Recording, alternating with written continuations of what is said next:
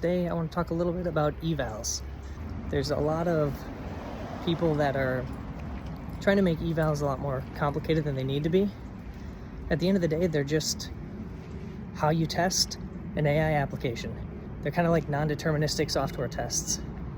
So it's not this new scary thing, but it is a little different than how you would test a traditional application.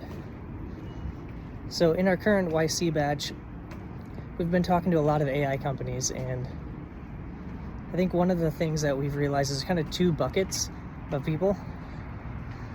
There's the first group, which is they are not really doing evals, they're kind of shipping on vibes.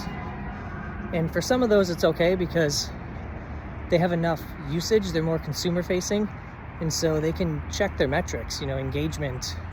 The CEO of Perplexity was here talking about that's what he did in the early days of Perplexity, is really just ship on his vibes.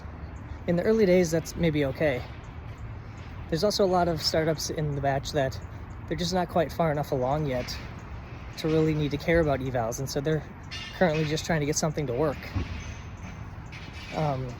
But then there's a whole nother subset or group, and these people are doing things that accuracy is very important, whether that's doing stuff with finances or legal or the law, and with a bad result from an LLM is potentially catastrophic, so that you kind of don't want that.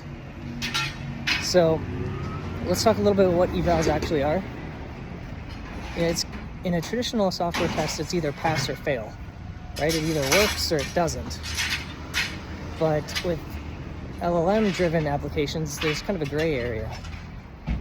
So because of that, you need to have a whole bunch of metrics. Instead of just a pass or a fail, it's often like a spectrum, a grade on a whole bunch of different types of metrics. This could be, like content similarity, factuality, answer relevancy, a whole bunch of different NLP metrics that you could use to kind of grade a score.